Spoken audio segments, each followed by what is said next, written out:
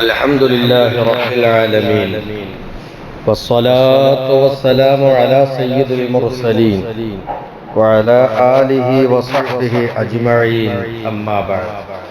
ബഹുമാനമുള്ള മുഅ്മിനീങ്ങളെ, പരിശുദ്ധ റമളാനിന്റെ ശേഷം ഹജ്ജുമായി ബന്ധപ്പെട്ട് 3 മാസത്തെ ഇടവേളയ്ക്ക് ശേഷമാണ് ഈ പ്രഭാത നമസ്കാരം കഴിഞ്ഞ് നമ്മൾ വീണ്ടും പരിശുദ്ധ ദീന് പഠിക്കാനും ഉൾക്കൊള്ളാനും അത് കേട്ട് കാര്യങ്ങൾ ഗ്രഹിക്കാനുമെല്ലാം നാം ഈ ഒരുമിച്ച് കൂടിയിരിക്കുന്നത് അല്ലാഹു തആല നമുക്കെല്ലാവർക്കും ബറക്കത്തുകൾ പ്രദാനം ചെയ്യട്ടെ. ഉപകാരപ്പെട്ട അറിവുകളും അല്ലാഹു വർദ്ധിപ്പിച്ചു നൽകട്ടെ. ഹിജറയുടെ 1447 ആണ്ടിലെ ആദ്യ മാസമായ മുഹറം എന്ന പവിത്ര മാസത്തിലാണ് നാം ഉള്ളത്. മുഹറത്തിലെ അതിമുഹൂർത്തമായ 10ന്റെ നാൾ നമ്മിലേക്ക് കടന്നു വരാനിരിക്കുകയാണ്. ഇതുമായി ബന്ധപ്പെട്ട് ചെറിയ ഒരറിവ്, ഓർമ്മപ്പെടുത്തലാണ് ഇന്ന് ഉദ്ദേശിച്ചിട്ടുള്ളത്. പരിശുദ്ധ ഖുർആനിൽ ധാരാളം ചരിത്രങ്ങൾ പറഞ്ഞിട്ടുണ്ട്. പല മഹാന്മാരുടെയും കൂടുതൽ ചരിത്രങ്ങൾ പറഞ്ഞു കാണുന്നത് ബഹുമാനപ്പെട്ട മൂസ നബി അലൈഹിസ്സലാമിന്റെയും അതുപോലെ മൂസ നബി നേരിടേണ്ടി വന്നിട്ടുള്ള ആ രാജ്യം ഭരിക്കുന്ന എന്നല്ല, ലോകം അടക്കി ഭരിക്കുന്ന രാജാക്കന്മാരിൽ ഒരാളായ ഫറോവയുമായിട്ടാണ് മഹാനവറുകൾക്ക് ഏറ്റുമുട്ടേണ്ടി വന്നിട്ടുള്ളത്.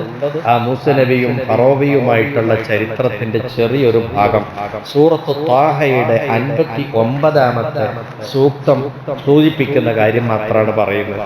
ഖാല മൗഇദുഹും യൗമുസ്സീന വഅൻ യുഹ്ശറന്നാസു ദുഹാ. മൂസ നബി അലൈഹിസ്സലാം പ്രവാചകത്വം കിട്ടി, അത് പ്രബോധനം ചെയ്യാൻ വേണ്ടിയിട്ട്, തൗഹീദ് പ്രചരിപ്പിക്കാൻ വേണ്ടിയിട്ട് താൻ വളർന്ന കോട്ടകൊത്തളങ്ങളിൽ തന്നെയാണ് ആദ്യം എത്തുന്നത്. ഫറോവയെ തന്നെ നേരിട്ട് കണ്ടിട്ട് പറയാ, ഇസ്ലാമിലേക്ക് വരണം, ഞാൻ അള്ളാഹുവിന്റെ പ്രവാചകനാണ്, ഏകദൈവത്തിൽ വിശ്വസിക്കണം എന്ന് പറഞ്ഞു വന്നപ്പോൾ പിന്നീടുണ്ടായിട്ടുള്ള സീനുകൾ, വ്യത്യസ്തമായ സംഭവങ്ങളുണ്ട്. അതിലൊരു വേള ഫറോവ പറഞ്ഞൊരു സംഭവമുണ്ട് മൂസ നബി അലൈഹി ഇസ്ലാമിനോട്. മൂസ, നീ നിന്റെ ഈ അത്ഭുതപ്പെടുത്തലുകൾ, ആഭിചാരവൃത്തി, സിഹിർ പണി, സിഹിർ വേല ചെയ്ത് ആളുകളെയൊക്കെ തന്നിലേക്ക് ആകർഷിച്ച് ഇവിടെ പെറ്റു വളർന്ന് ഈ രാജ്യം ഭരിക്കുന്ന എന്നെയും ഞാൻ ഉൾപ്പെടെയുമുള്ള ഈ സ്വദേശവാസികളെയും ഈ നാട്ടിൽ നിന്ന് പുറത്താക്കാനാണോ നിന്റെ വിചാരം എന്ന് ചോദിച്ചു ഫറോവ മൂസ നബി അലൈഹി സ്വലാമിനോട്. അതായത് മൂസ നബിയിൽ നിന്ന് ഉണ്ടാകുന്ന അമാനുഷിക കാര്യങ്ങൾ, മുഅ്ജിസത്തുകൾ, അത്ഭുതങ്ങൾ, അത് കണ്ടിട്ട് സാധാരണ ഒരു മനുഷ്യനെ കൊണ്ട് കഴിയുന്നതല്ലല്ലോ. അപ്പൊ ഇത് അള്ളാഹുവിൽ നിന്നുള്ള എന്തോ പ്രത്യേക അത്ഭുത സിദ്ധികൾ കൊണ്ടായിരിക്കും ഇത് കാണിക്കുന്നത് എന്ന് മനസ്സിലാക്കി ആളുകൾ മൂസ നബി അലൈഹി സ്വലാമിന്റെ പക്ഷത്തേക്ക് ഇങ്ങനെ മാറി നിൽക്കും. ഇത് വെച്ചിട്ടാണ് ഫറോവ അറ്റാക്ക് ചെയ്യുന്നത്. നീയും നിന്റെ ഈ ആഭിചാരവൃത്തി, സിഹിർ വേല ചെയ്തിട്ട് ആളുകളെ നിന്നിലേക്ക് ആകർഷിച്ചിട്ട് ഞങ്ങളെ ഈ നാട്ടിൽ നിന്ന് പുറത്താക്കിയിട്ട് ഈ നാട്ടിന്റെ ഭരണതലത്തിൽ നീ കൈയാളാനുള്ള ശ്രമമാണല്ലേ. എന്നാൽ നിന്നെ പോലെ ആഭിചാരവൃത്തി, സിഹിർ വേല ചെയ്യുന്ന ആളുകൾ എൻ്റെ അടുത്തുണ്ട്, ഈ നാട്ടിലുണ്ട്, ഞാൻ അവരെ ഹാജരാക്കും.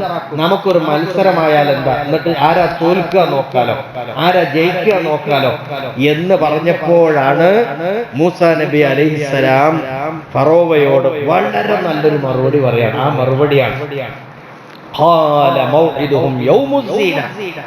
മൂസ നബി പറഞ്ഞു, ആയിക്കോട്ടെ, ഞാൻ എപ്പോഴും റെഡിയാണ്. അള്ളാഹുവിൽ നിന്നുള്ള ശക്തിയെ പരാജയപ്പെടുത്താൻ ഒരു ശക്തിക്കും ലോകത്ത് കഴിയില്ല. അപ്പൊ അതുകൊണ്ട് തന്നെ മൗഇദുഹും യൗമുസ്സീന എന്നാ നിങ്ങൾ വിളിക്കേണ്ട ആളുകളെയൊക്കെ സിഹിർവേല അറിയുന്ന എല്ലാവരും വിളിച്ചോളി, എല്ലാവരും ഒരുമിച്ച് കൂടാൻ പറ്റുന്ന ഒരു ദിവസം ഞാൻ പറഞ്ഞുതരാം. അലങ്കാരത്തിന്റെ ദിവസമാണ്. ആ അലങ്കാരത്തിന്റെ ദിവസം നമുക്ക് ഒരുമിച്ച് കൂടാം. ഞാനും വരാം, നിങ്ങളും വരാം. പോരാ, ആ അലങ്കാരത്തിന്റെ ദിവസമായാൽ മാത്രം പോരാ, ഒരു പൂർവാഹന സമയത്ത് ദുഹാ നേരത്ത് എല്ലാ മനുഷ്യരെയും ഒരുമിച്ച് കൂട്ടിക്കോളൂ. അങ്ങനെ ഉത്തരവിടി. ഇവര് മാത്രം പോരാ, സിഹിർവേല പഠിച്ച ജ്യോത്സ്യന്മാര് മാത്രം പോരാ, നാട്ടിലെ മുഴുവൻ ആളുകളും ഒരുമിച്ച് കൂടട്ടെ. അത് ഏത് സമയമാവണം? ഒരു ദുഹാ സമയമാകണം. 9:30-10 മണി സമയം. കണ്ടോ, ദിവസം സമയം ഇത് വളരെ പ്രധാനപ്പെട്ട് പറയാണ്. കാരണം എന്താ, അതോളം വലിയ ഒരു ദിവസം ഇനി വേറല്ല. ഈ സമയത്തെ പോലെ പ്രധാനപ്പെട്ട വ്യക്തതയുള്ള സമയം വേറല്ല.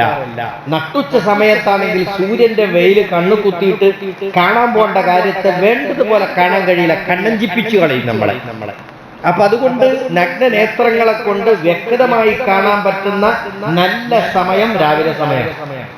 മാത്രമല്ല അലങ്കാരത്തിന്റെ ദിവസം ആളുകളൊക്കെയും ഒരുമിച്ച് കൂടാം. ഏറ്റവും കൂടുതൽ ആളുകൾ കൂടുന്ന ദിവസമാണ്. അന്ന് നമുക്ക് കൂടാം എന്ന് മൂസാ നബി അലൈഹിസ്സലാം വാഗ്ദത്തം ചെയ്തു. ഖാല മൗഇദുഹും യൗമുസ്സീന. ആ അലങ്കാരത്തിന്റെ ദിവസമാണ് നമ്മളെ വാഗ്ദത്ത ദിവസം. അന്നായിക്കോട്ടെ. ളുഹാ സമയത്ത് എല്ലാ മനുഷ്യരെയും വിളിച്ചു കൂട്ടുകയും ചെയ്യാം. എന്നിട്ട് നമുക്കത് നോക്കാം ഏതാണ് ഈ അലങ്കാരത്തിന്റെ ദിവസം.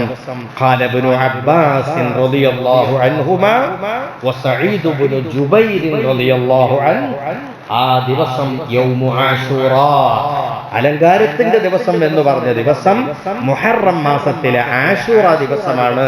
മുഹറം 10ന്റെ ദിവസമാണ്. അന്ന് ആ നാട്ടിലല്ല, ലോകത്തെവിടെയും ജാഹിലിയാക്കൾ വരെ എല്ലാവരും വലിയ ആദരവോടുകൂടെ ആഘോഷപൂർവമായി ആചരിച്ചിരുന്ന ഒരു ദിവസമാണ് മുഹറം 10. അതാണ് ആ ദിവസത്തെ കുറിച്ച് യൗമുസ്സീന, അലങ്കാരത്തിന്റെ ദിവസം എന്ന് ഖുർആൻ വിശേഷിപ്പിക്കാനുള്ള കാരണം മൂസാ നബി വിശേഷിപ്പിച്ചത്.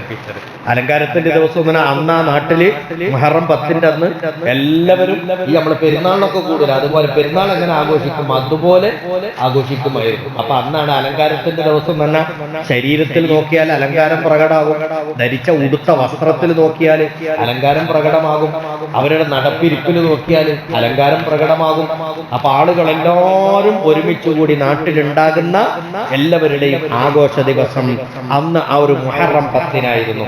ആ മുഹറം 10നാണ് മൂസാ നബി അലൈഹിസ്സലാം വാക്കുകൊടുത്തത്.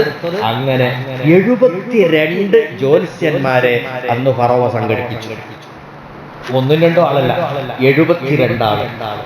ഈ 72 ജ്യോത്സ്യന്മാരുടെ കയ്യിലും മൂസനബിയെ പരാജയപ്പെടുത്താൻ വേണ്ടി അവർ വന്നിട്ട് ചെയ്ത അത്ഭുത പ്രകടനം എന്താണെന്ന് ചോദിച്ചാൽ, അവരുടെ കയ്യിൽ ഒരു തുണ്ട് കയറുണ്ടായിരുന്നു. ഓരോ ജ്യോത്സ്യന്റെയും കയ്യിൽ അവരെന്ത് ചെയ്യും, ഒരുമിച്ച് കൂടി നിന്നിട്ട് ഈ കയറ് ഭൂമിയിലേക്ക് നിലത്തിടുമ്പോ ഈ കയറ് പാമ്പായി മാറും. കയറ് സാധാരണ പാമ്പല്ലല്ലോ, കയറെന്ന് പറഞ്ഞാൽ ഒരു ജീവില്ലാത്ത സാധനം. പക്ഷെ അതൊരു പാമ്പായി ജീവൻ വെച്ച് ഇങ്ങനെ എഴഞ്ഞു പോകുന്ന ഒരു സ്ഥിതി. ഈ അത്ഭുതം കാണിക്കാൻ അവർ തയ്യാറായി. അങ്ങനെ 72 ജ്യോത്സ്യന്മാർ 72 കയറ് മൈതാനത്തേക്കിട്ട് അതെല്ലാം പാമ്പായി മൈതാനം നിറയെ ഇഴഞ്ഞിങ്ങനെ നടക്കുന്ന ഒരു രംഗം വന്നു. അപ്പോഴാണ് മൂസാ നബി അലൈഹിസ്സലാമിന്റെ കയ്യിൽ വരദാനമായി കിട്ടിയൊരു വടിയുണ്ടതല്ല, അത്ഭുത വടിയാണ്. ആദം അലൈഹിസ്സലാത്തു വസ്സലാം സ്വർഗത്തിൽ നിന്ന് ഭൂമിയിലേക്ക് വരുമ്പോൾ 10 സാധനങ്ങൾ കൊണ്ടുവന്നിരുന്നു. ആദം നബിയുടെ ലഗേജിൽ ഉണ്ടായിരുന്ന 10 വസ്തുക്കൾ, അതിലൊന്ന് ഈ വടിയായിരുന്നു. ആ വടി പിന്നെ അമ്പിയാക്കളിലൂടെ പാരമ്പര്യമായി കൈമാറി ആ വടിയാണ് ആരുടെ കയ്യിലെത്തിയത്, മൂസാ അലൈഹിസ്സലാമിന്റെ കയ്യിലെത്തിയത്. ആ വടി കൊണ്ടാണ് അത്ഭുതം കാണിച്ചിട്ട് ഞാൻ അല്ലാഹുവിന്റെ പ്രവാചകനാണ്, ഞാൻ പറയുന്ന ആശയം അത് സത്യമാണെന്ന് ആളുകളെ ബോധ്യപ്പെടുത്താൻ ഈ പ്രകടനങ്ങൾ നടത്തുന്നത്. മൂസാ നബി എന്ത് ചെയ്തു, ഈ തന്റെ കയ്യിലുള്ള ഈ അത്ഭുത വടി ബിസ്മില്ലാഹിർ റഹ്മാനിർ റഹീം എന്ന് പറഞ്ഞു വടി നിലത്തി. അപ്പൊ വടിയും പാമ്പായി. അപ്പൊ 2 അത്ഭുതം ഒരുപോലെയല്ലേ വന്നിട്ടുള്ളൂ. അവരിട്ടത് വടി, കയറുകൾ പാമ്പായി, മൂസാ നബിയുടെ വടിയും പാമ്പായി. അപ്പൊ എല്ലാം പാമ്പ്. ഇനി ഇവിടെ എന്താ, ആരാ ജയിക്കുക ആരാ തോൽക്കുക, അവിടെയാണ് പ്രശ്നം. അവിടെയാണ് മൂസാ നബി അലൈഹിസ്സലാമിന്റെ വടി അത് പാമ്പായി എന്ന് മാത്രമല്ല, 72 ജ്യോത്സ്യന്മാരും നിലത്തിട്ട 72 തുണ്ട് കയറുകൾ പാമ്പായി പരിണമിച്ചപ്പോ ആ പാമ്പുകളെ എല്ലാം പിടിച്ചു വിഴുങ്ങി മൂസാ നബിയുടെ വടിയാകുന്ന പാമ്പ്. പിന്നെ മൈതാനത്ത് ഏത് മാത്രമേ ഉള്ളൂ, മൂസാ നബിയുടെ പാമ്പ് മാത്രമേ ഉള്ളൂ. ജ്യോത്സ്യന്മാർ 72 പേരുടെയും പാമ്പുകൾ നഷ്ടപ്പെട്ടു പോയി. ആ പാമ്പിനൊക്കെ ഇത് പിടിച്ചു ഒഴുകി.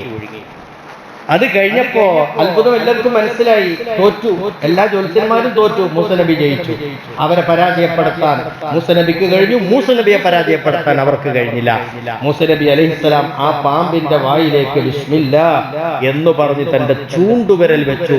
ആ പാമ്പായി തീർന്ന വടി വീണ്ടും പൂർവ്വസ്ഥിതിയിലേക്ക് വടിയായി മാറി. അതെടുത്ത് കൈ പിടിച്ചു. ഇപ്പൊ ജ്യോത്സ്യന്മാരുടെ കയറൊക്കെ ഏതിലുണ്ട്?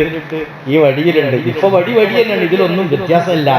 ഇത് കണ്ടപ്പോഴാണ് ജ്യോത്സ്യന്മാര് പറയുന്നത്, ഞങ്ങൾ പഠിച്ച 18 അടവും പയറ്റിയിട്ടും പരാജയപ്പെട്ടു പോയിരിക്കുന്നു. അതുകൊണ്ട് മൂസ അതൊരു പ്രവാചകൻ തന്നെയാണ്, മനുഷ്യൻ, സാധാരണ മനുഷ്യൻ അല്ല. അത് അല്ലാഹുവിൽ നിന്നുള്ള ഒരു ദിവ്യ ശക്തിയുള്ള ഒരു വ്യക്തിയാണ്. അതുകൊണ്ട് മൂസ നബിയുടെ റബ്ബിനെ കൊണ്ട് ഞങ്ങളും ഇതാ വിശ്വസിക്കുന്നു എന്ന് പറഞ്ഞ് ആ മൈതാനത്ത് വെച്ച് മൂസ നബിയോട് ഷഹാദത്ത് പ്രഖ്യാപിച്ച് മുസ്ലിങ്ങളായി തീർന്നു ഈ 72 ജ്യോത്സ്യന്മാർ. അപ്പൊ ഫറോവക്ക് നാണക്കേട് സഹിക്കാൻ കഴിയുന്നില്ല. ലോകരാജാവന്റെ ഫറോവ അവൻ എന്തു പണിയെടുത്തു? ഓഹോ, എന്റെ പണിയാളുകളാകുന്ന നിങ്ങൾ എന്നോട് പറയാതെ, ഞാൻ അറിയാതെ നിങ്ങൾ അങ്ങോട്ട് മതം മാറുകയും വിശ്വസിക്കുകയോ, നിങ്ങളെ വെച്ചേക്കൂല എന്ന് പറഞ്ഞ് നിഷ്കരുണം ആ 72 ജ്യോത്സ്യന്മാരെയും വകവരുത്തി കളഞ്ഞു ഫറോവ. അതൊരു ചരിത്രം പറയുന്നുണ്ട്. രാവിലെ സമയത്ത് വന്നപ്പോൾ ആഭിചാര വേലക്കാർ, സിഹറന്മാർ, അവിശ്വാസികൾ. പക്ഷെ വൈകുന്നേര സമയമാകുമ്പോഴേക്കും അവർ ഉന്നതമായ പദവി അലങ്കരിച്ച മഹത്തുക്കളായി, ശുഹദാക്കളായി മാറി. രാവിലത്തെ സിഹറന്മാർ, വൈകുന്നേരത്തെ ശുഹദാക്കൾ എന്നൊരു ആപ്തവാക്യത്തിന് അടിവരയിടുന്ന സംഭവമായി മാറിയത്. ആ സിഹറന്മാരൊക്കെ മുസ്ലിങ്ങളായല്ലോ, മുഅ്മിനീങ്ങളായി.